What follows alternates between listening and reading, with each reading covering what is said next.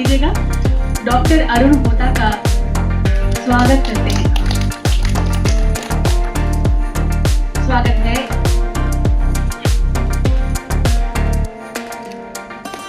शुभ स्वागत है। स्वागत करते हैं डॉक्टर सरिता बुधू का।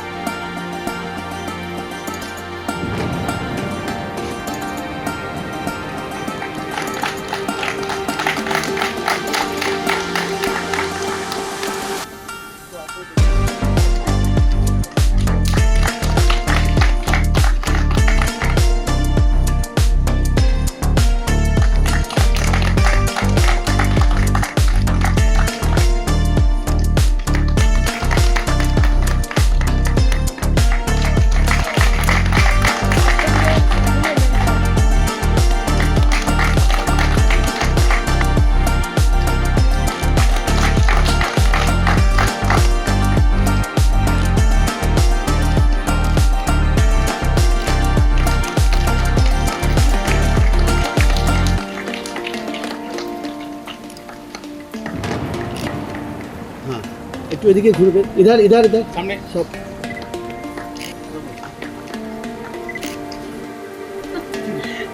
फोटो अपॉर्चुनिटी के बाद अब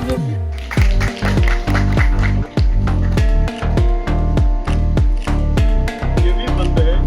सभी लोगों की पीठ जरूर थपथपानी चाहिए। और अब मैं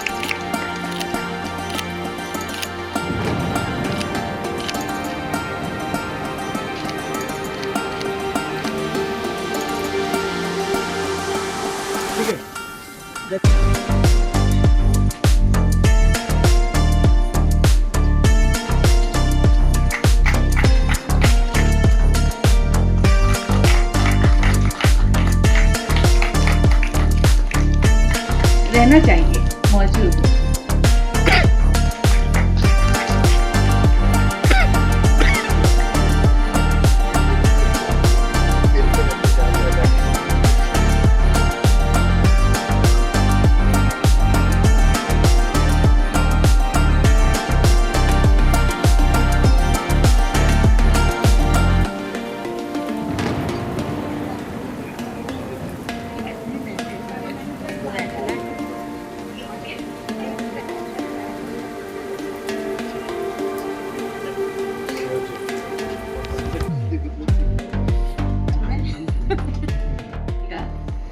मन को चैन, सुख की अनुभूति, सवाल या उनके जवाब, हल या कोलाहल, बंधन या मुक्ति, जो भी मिले किसी भी क्षण, किसी भी पल एक कविता हमें मशीन से इंसान बना सकती है। और इसलिए कविताओं की शरण हमें लेनी चाहिए।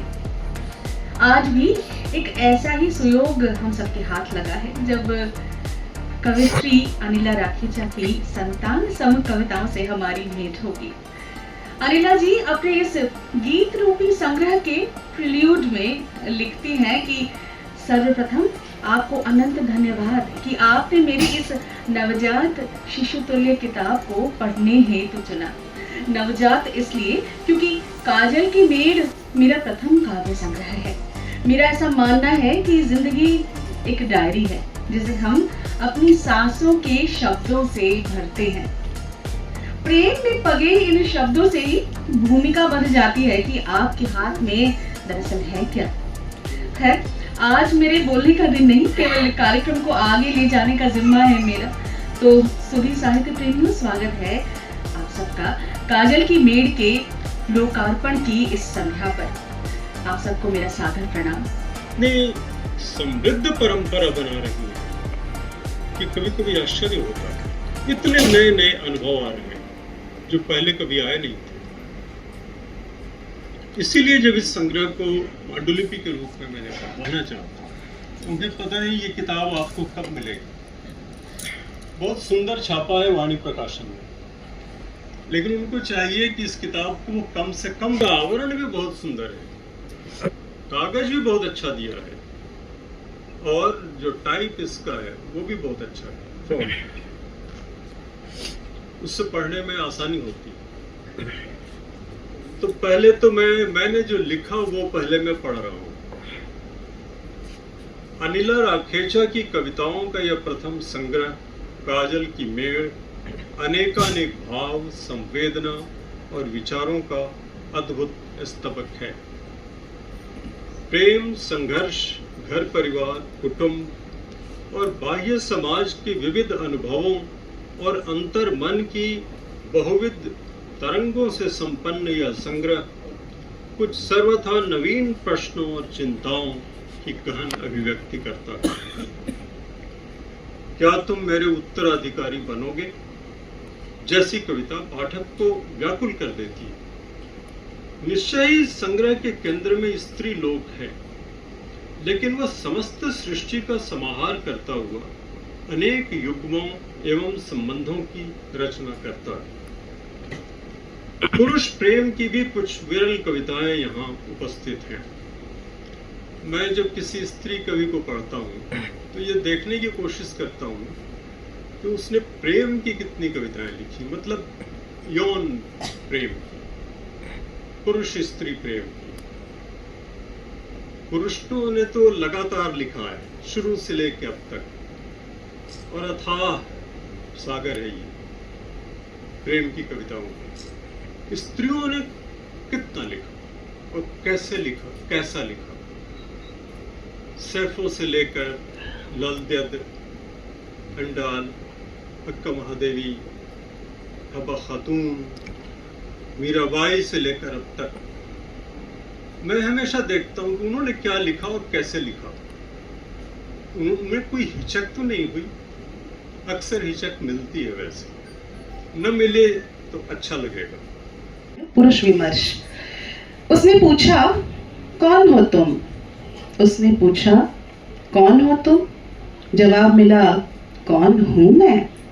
तुम्हारी देह में जो धड़कता है उसका सार, तुम्हारी रगों में जो बह रहा है उसकी रफ्तार, और ये जो तुम्हारे शब्दों से झर रहा उसकी झनकार हूं मैं।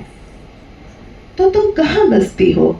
तुम सार हो, रफ्तार हो, झंकार हो, तो तुम रहती कहाँ हो? मैं कहाँ रहती हूँ? मैं बसती हूँ तुम्हारे नयन कमल की जोत में, तुम्हारी श्वसन प्रक्रिया के हर स्रोत में, तुम्हारे स्मित कुसुमों को थामे रखते कपोत में। अच्छा, तो फिर तुम करती क्या हो? क्या सिर्फ जोत, स्रोत और कपोत में बैठी बैठी विश्राम करती हो रात दिन? बताओ बताओ, तुम करती क्या हो? उसकी इस नादान सी बात पर हंस पड़ी थी वो। दोहरा दिया उसी का प्रश्न बुदबुदाते होठों से, तुम करती क्या हो? तुम करती क्या हो? लगी सोचने वो करती क्या है, या फिर यूं कहो कि वो क्या नहीं करती है। वह विमर्श में डूब गई अपने ही प्रश्न की। क्या वह आदिम सत्ता की दरबानी करती है? उसके अस्तित्व पर मेहरबानी करती है? नहीं नहीं, वह तो कुदरत की कदरदानी करती है। इस खूबसूरत कायनात से ही बनी मेरी यह काया है, बाकी सब झूठ, बाकी सब माया है। तुम्हारे सृजनहार हूं मैं, तुम्हारे अंतस का आधार हूं मैं। तो फिर अब तुम मुझे बताओ, तुमसे पृथक क्यों व्यवहार हूं मैं? क्यों खड़ी हूं सदियों से हाशिए पर? क्यों नहीं होता कहीं भी पुरुष विमर्श? क्यों नहीं होता कहीं भी पुरुष विमर्श? यह प्रेम गार्हस्थ प्रेम से शुरू होते हुए, पारिवारिक प्रेम से शुरू होते हुए एक बृहत्तर डायमेंशन भी है। चारों ओर तो लूट, मार काट, हिंसा, आगजनी।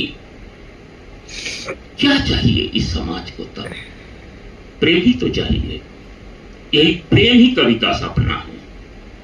यह प्रेम बना रहेगा और प्रेम बचा रहेगा तो मनुष्य बचा रहेगा और मनुष्यता बची रहेगी, समाज बचा रहेगा और जाहिर सी बात है कि राष्ट्र और दुनिया जिसे हम वसुदैव कहते हैं उसे वो आप याद कीजिए ना बाणभट्ट की आत्मकथा में मिस कैथरीन क्या कहती है, बोले बाणभट्ट कहां नहीं होते।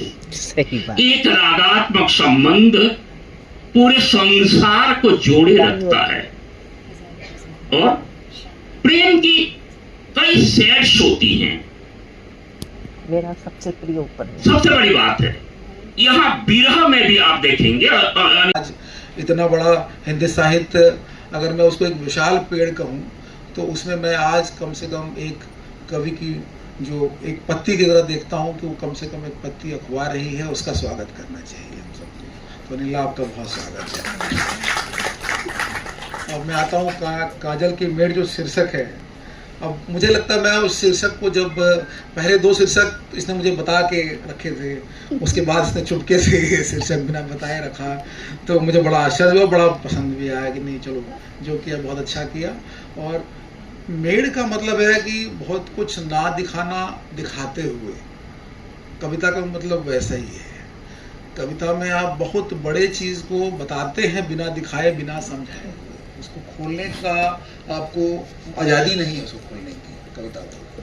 तो मुझे जो है ये जो काजल की मेड़ है ये बहुत उपयुक्त शीर्षक लगी कि भाई किसी कविता संग्रह का ऐसा शीर्षक होना ही इसकी पहचान।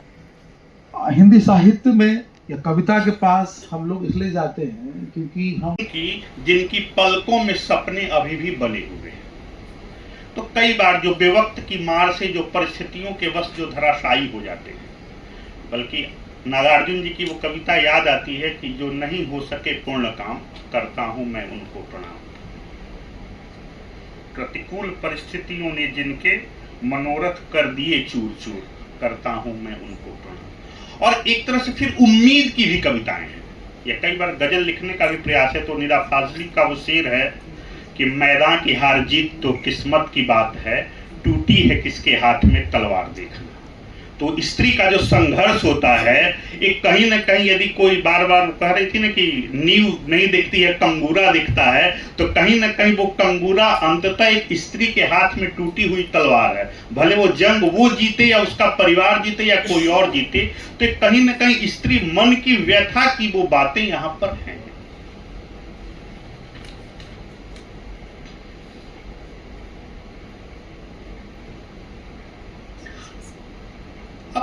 प्रेम का जो रूप है, कई बार वो प्रेम किस तरह से व्यंजित होता है इनकी कविताओं में, वो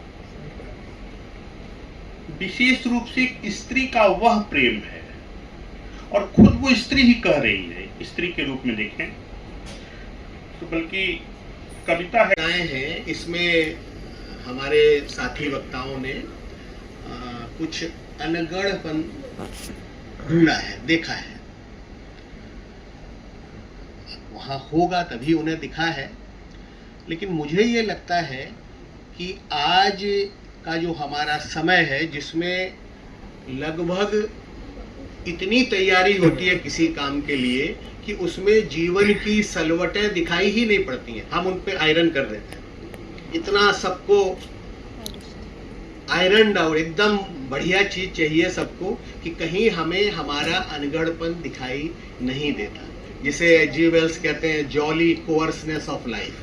जीवन क्या उतनी ही सफाई से रखी हुई चीज है जैसा हम साहित्य में, कविता में उम्मीद करते हैं। हम अपने जीवन को देखें कि क्या हमारा जीवन उतना आयरन आउट किया हुआ है।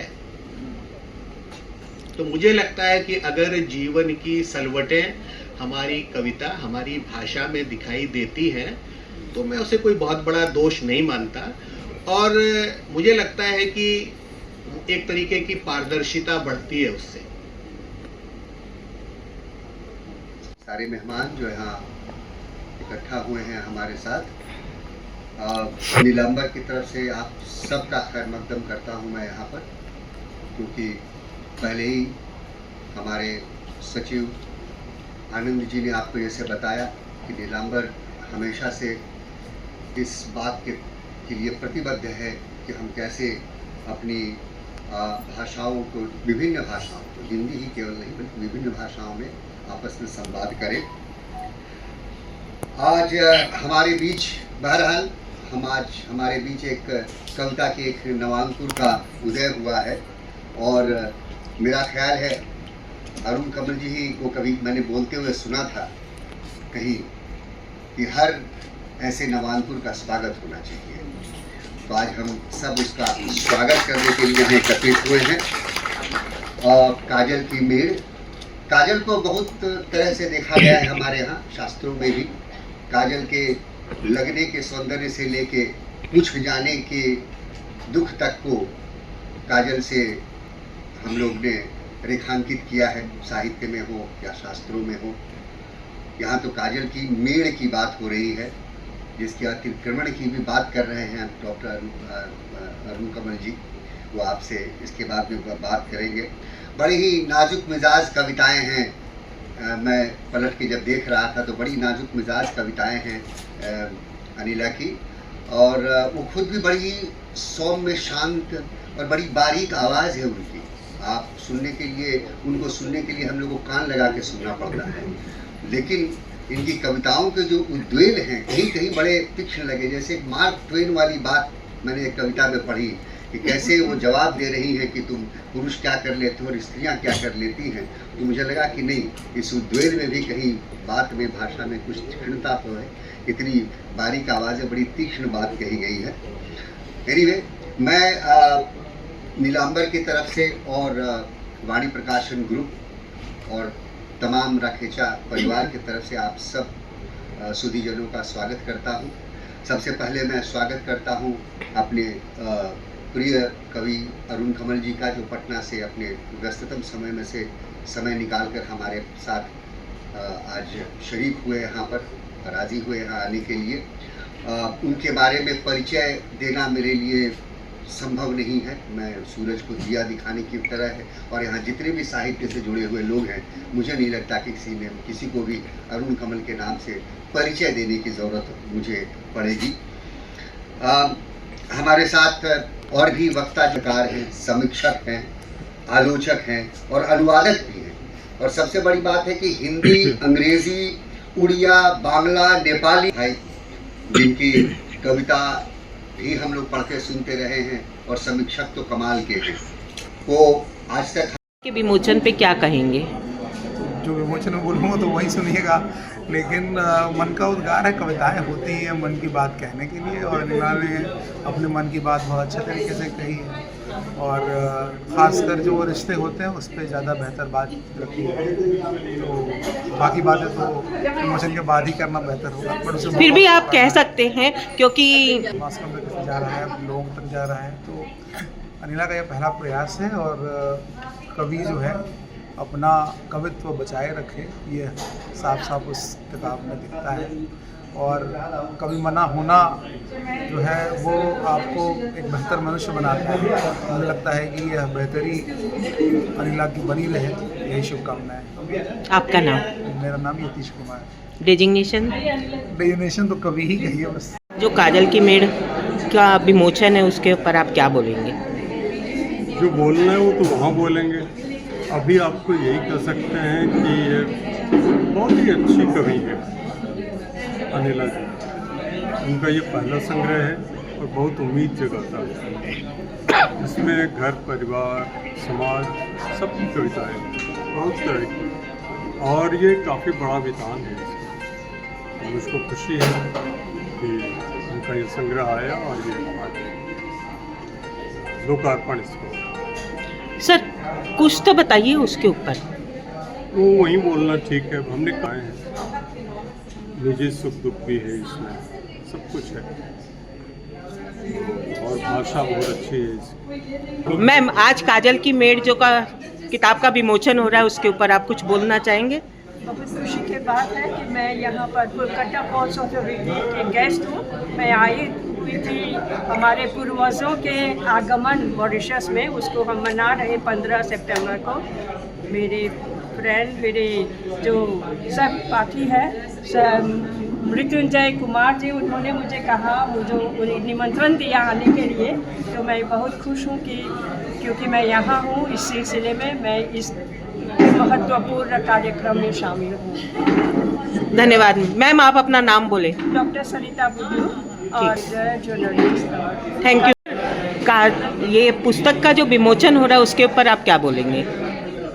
देखिए, हर पुस्तक जो आती है, खास करके कविता की, अपने आप में एक अनूठा रस लेकर आती है, उसके भाव लेकर आती है। तो उसका हमें हमेशा स्वागत करना चाहिए। मैं इसका स्वागत करता हूँ। और अनिला राखेचा जी तो बहुत दिनों से उनको कविताएं हम लोग सुनते रहते थे। अच्छी कविताएं लिखती हैं, बड़े नाजुक मिजाज की कविताएं लिखती हैं वो। उनकी आवाज़ जैसे बारीक है वैसे ही लिखती भी हैं वो, पढ़ती भी हैं वो। तो हमें बहुत खुशी है कि उनकी कविता आई है। हम सबको उसका स्वागत करना चाहिए और धीरे धीरे इस पर चर्चा होगी, परिचर्चा होगी। कविताओं के शिल्प, कविताओं के बारे में हम बात करेंगे। आप अपना नाम और दीजिए। मैं मृत्युंजय कुमार सिंह, मैं एक IPS ऑफिसर हूँ यहाँ का, और मैं लेखक भी हूँ, कवि भी हूँ। भोजपुरी और हिंदी दोनों में लिखता पढ़ता हूँ। धन्यवाद सर। आज के कार्यक्रम के ऊपर क्या बोलना चाहोगे आप? आज अनिला राखेचा जी जो नीलांबर की कोर समिति की सदस्य हैं, उनके पहले कविता संग्रह का लोकार्पण हुआ है। हम पूरे नीलांबर परिवार की तरफ से उनको हार्दिक बधाई देते हैं। अनिला जी से नीलांबर का जुड़ाव गहरा रहा है और लंबे समय से वे कविताएं लिखती रही हैं। हमें इस संग्रह का बेसब्री से इंतज़ार था और आज वह इंतजार की घड़ियाँ खत्म हुई हैं। हमें प्रसन्नता है कि उनका पहला संग्रह आज हम सब अपने बीच देख पा रहे हैं। अनिला जी की कविताएं प्रेम और रिश्तों की बात हमेशा करती रही और इसी विशेषता के कारण उनकी कविताओं ने अपनी दूर तक पहुंच बनाई है। पूरे देश भर में विभिन्न जगहों पर उनकी कविताएं प्रकाशित हो रही हैं। इसी कारण से मुझे लगता है कि आने वाले समय में वे और ज़्यादा अपनी पहुंच बनाएंगी, कविताएं और दूर दूर तक जाएंगी। हम फिर से उन्हें शुभकामनाएं देते हैं। वे ऊंची उड़ान तय करें और हमें जल्दी ही उनका अगला संग्रह प्राप्त हो। आपका शुभ नाम? आनंद गुप्ता। आपका डेजिग्नेशन? सचिन नीलांबर। धन्यवाद।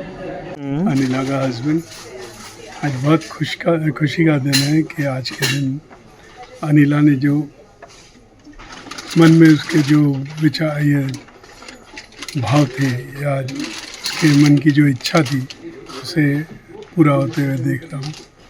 ये तो पहला कदम है। मेरी इच्छा है कि वो और आगे तक जाए और एक अच्छे राइटर की तरह समाज को और हमारे देश में या हमारे स्टेट में लोगों को जागरूक कर सके। देखिए सर, आपसे एक ही सवाल है। आज के समय स्त्रियों को आज भी उतना बढ़ावा पुरुष नहीं देते हैं, वो भी साहित्य के क्षेत्र में। आपने क्या सोच के उन्हें साहित्य के क्षेत्र में इतना बढ़ावा दिया और बढ़ने दिया, और आज आप उनके साथ खड़े हैं? सबसे पहली बात, अनिला एक बहुत मिडिल क्लास फैमिली से आई।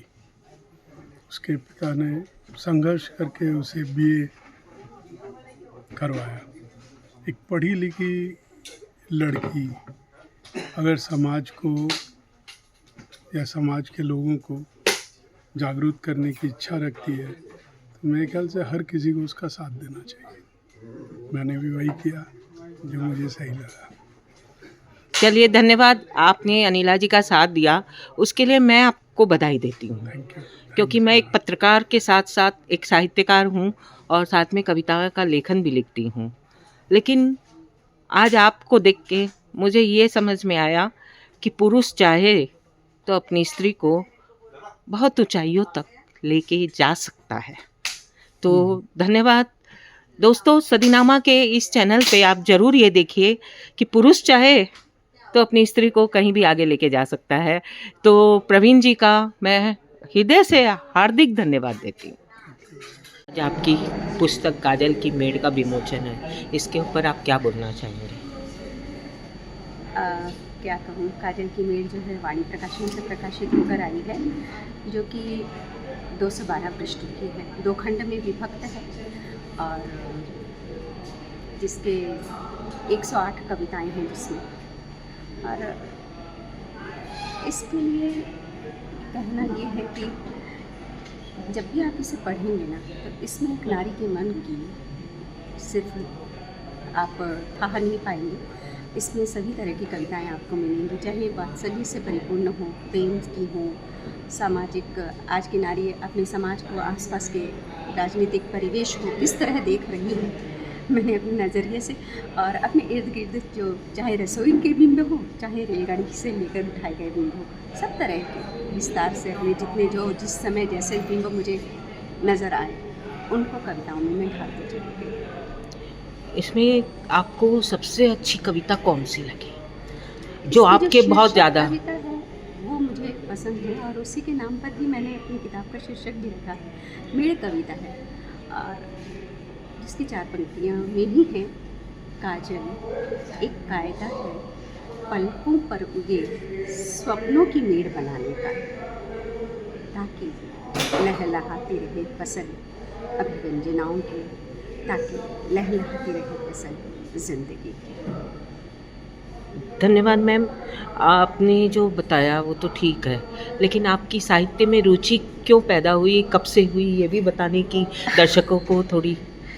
साहित्य में रुचि सिर्फ लिखने मात्र से नहीं मानती हूँ। जो पढ़ रहे हैं और बेहतरीन पढ़ रहे हैं वे भी साहित्य में रुचि रख रहे हैं, चाहे वे लिखें या ना लिखें। कलम थामना ज़रूरी नहीं है, अक्षरों का निगाहों के आगे से गुजरना ज़रूरी है। तो इस मामलात में कहीं तो बीज बचपन से ही पढ़ चुके थे, परिवेश घर का वैसा ही था। बहुत सी पत्रिकाएं आया करती थी जो उस दौरान चंपक, परख, पराग, लोटपोट, चंदा मामा, जो कहिए, हर पत्रिका घर पर मौजूद उपलब्ध रहती थी। मगर साथ साथ में धर्मयुग, कादम्बिनी, साप्ताहिक हिंदुस्तान, ये पत्रिकाएं भी आती थी। मगर मेरा मन कभी नहीं लगा बच्चों की पत्रिकाओं को पढ़ने में। और क्लास 6 की छुट्टियों में मैंने आपका बंटी पढ़ डाली थी। तो उन छुट्टियों में पापा ने जब पहली बार मुझे देखा कि मैं आपका बंटी पढ़ रही हूँ, क्या समझ में आ रहा है, कुछ समझ में आ रहा है? मैंने कहा हाँ बिल्कुल, पूछिए आपको क्या पूछना है। और उन्होंने मुझसे पूछा और सारे जवाब मैंने सही दिए, और अपनी समझ से उस समय की जो मेरी मानसिक बुद्धि थी उसके हिसाब से मैंने उसके जवाब दिए। बहुत खुश हुए उन्हें। तब उन्होंने कहा जो मन में आता है ना लिखती ही चली जाया करो। तो वहाँ से आप कह सकते हैं कि लिखने का बीज पड़ा होगा।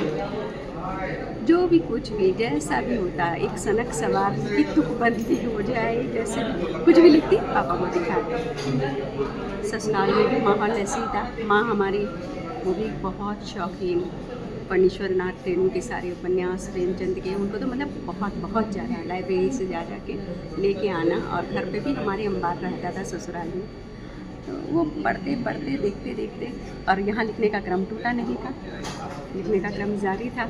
और सुनने वाले कौन थे? दर्शक श्रोता जो थे, प्रकाशक में खुद, और सुनने वाले मेरा परिवार पूरा दर्शक श्रोता, और सब बहुत सराहना कर देते। तो एक प्रोत्साहन मिलता है, बल मिलता है। करते करते नीलांबर कोलकाता से जुड़ी।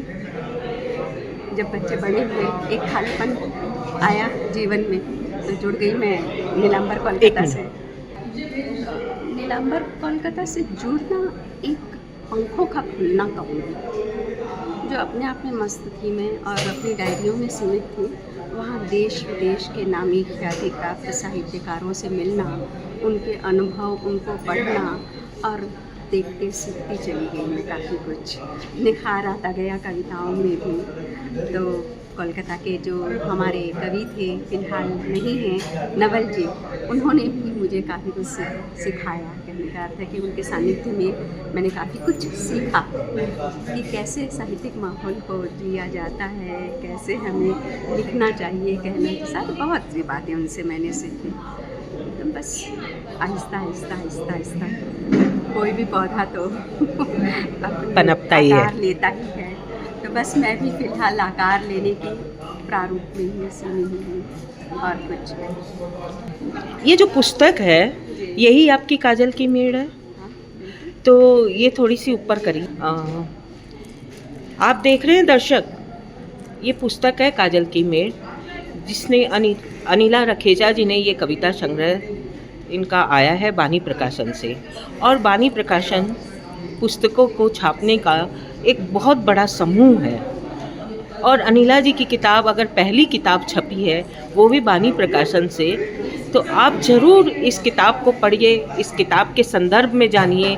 और इस किताब के प्राप्त करने के लिए आप फ्लिपकार्ट में, अमेज़ॉन पर अनिला राखेजा लिखने से भी आपको मिल सकती है, काजल की मेड़ से। हाँ, तो सदीनामा की तरफ से मैं मीनाक्षी सांगानेरिया अनिला जी को बहुत बहुत बधाई देते हुए ये पुस्तक के ऊपर, और साथ में दर्शकों को ये बताते हुए चल रही हूँ कि आप काजल की मेड़ ज़रूर पढ़ें।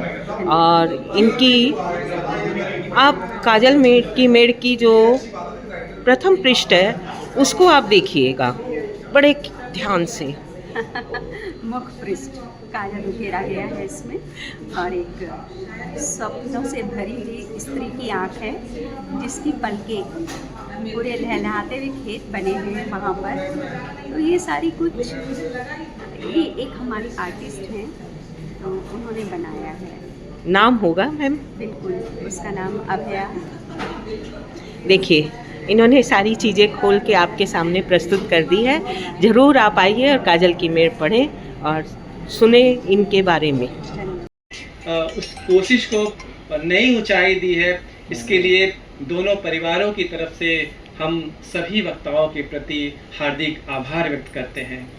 सुप्रसिद्ध कवि अरुण कमल जी का नीलांबर के प्रति हमेशा स्नेह रहा है। आज उनको हमारे बीच पाकर हमें अत्यंत प्रसन्नता का अनुभव हो रहा है। उनके प्रति हम हार्दिक आभार व्यक्त करते हैं। हमारे बीच आज वक्ता के रूप में मौजूद विद्वत जनों में आदरणीय प्रियंकर पालीवाल जी, अरुण होता जी, यतीश कुमार जी और विनय मिश्र जी।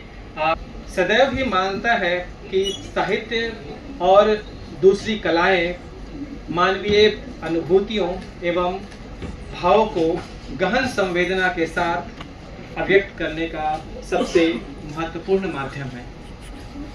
संस्था की गतिविधियों और कार्यक्रमों के द्वारा हमने इस सोच को साकार करने का लगातार प्रयास किया है। इसी सोच के साथ आज का यह कार्यक्रम नीलांबर परिवार और राखेजा परिवार के संयुक्त तत्वाधान में आयोजित है। हमारी बहुत ही प्रिय साथी और संस्था की कोर कमेटी अनिला राखेजा जी का पहला कविता संग्रह काजल की मेड़ वाणी प्रकाशन से प्रकाशित होकर हमारे बीच उपलब्ध है और आज इसका लोकार्पण एवं इस पुस्तक पर परिचर्चा का आयोजन किया गया है। हम उन्हें पहले कविता संग्रह के लिए हार्दिक बधाई देते हैं। पहला कविता संग्रह बच्चे के समान ही होता है सबके लिए। तो